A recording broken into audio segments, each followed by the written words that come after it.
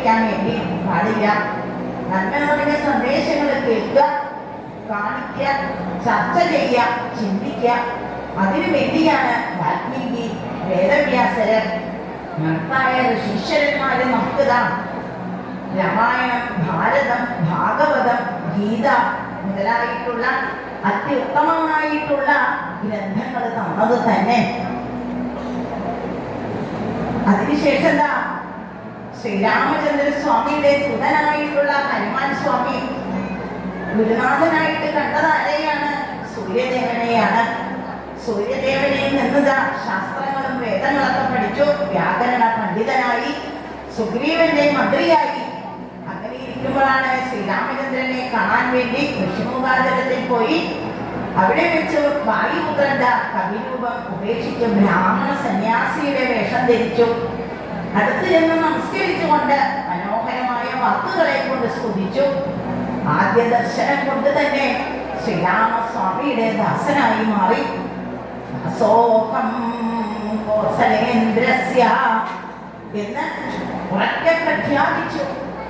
ഞാൻ അവിടുത്തെ ദാസനാകട്ടോ. ആ വിനയം, ശക്തി രാമദാസനായതുകൊണ്ട് തന്നെ ലോകം പേടിക്കുന്ന ഫലം ഹനുമാനുണ്ടായി. ഞാൻ എന്ന ഭാവം ഇല്ലാത്തവർക്ക് ഈശ്വരൻ വരും.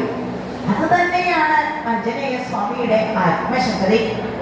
ഇവിടെ ഇരിക്കുമ്പോഴും ശ്രീരാമചന്ദ്ര സ്വാമിയുടെ കഥ പാടുമ്പോഴും ഈ ശ്രീഗുരുവായൂരപ്പന്റെ കൃപ, ഇവിടെ ഈ വൈകുണ്ഠത്തിലൊന്നും വന്നിരിക്കാനുള്ളൊരു ഭാഗ്യം ഗുരുവായൂരപ്പ അവിടുന്ന് തന്നൂലോ.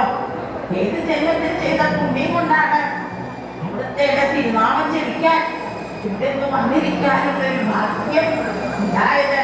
അവിടുത്തെ കൃപ. ദേവകി ദേവി പറയുന്നുണ്ട്, തന്റെ ഉണ്ണിയെ വസുദേവനും ദേവകിക്കും ഉണ്ടായ കൃഷ്ണൻ ഗുരുവായൂരപ്പനുണ്ടായപ്പോൾ ആ വയറ്റിൽ കൊണ്ടു നടക്കുമ്പോൾ പറയുന്നുണ്ട്, കൃപ എന്റെ ഉള്ളിൽ വന്ന് അവതരിച്ചത് എന്തുകൊണ്ടറിയോ? എന്റെ മിടുക്കല്ലോ. അതുപോലെ ഇതാ പറയുന്നു, രാമദാസനായതുകൊണ്ടാണ് എനിക്കിതാ ആത്മശക്തി കിട്ടിയത്. അത് തന്നെയാണ് ആത്മശക്തി. പുറമേ കാണുന്ന ശരീരമല്ല ആത്മശക്തി എന്ന് പറഞ്ഞാൽ. ആത്മബോധത്തിൽ നിന്ന് വരുന്നതായിട്ടുള്ള അപാര ധൈര്യം, ശാന്തിയുമാണ്. ആത്മശക്തി കൈവന്നു കഴിഞ്ഞാൽ അഹങ്കരിക്കില്ല. രാമായണം ഉള്ളിൽ കയറി കഴിഞ്ഞാൽ അഹങ്കാരം തോന്നില്ല. എല്ലാം ശ്രീരാമനായിട്ട് മാറും, വിനയാന്വിതനായിട്ട് വരും. ആത്മശക്തി കൂടുന്തോറും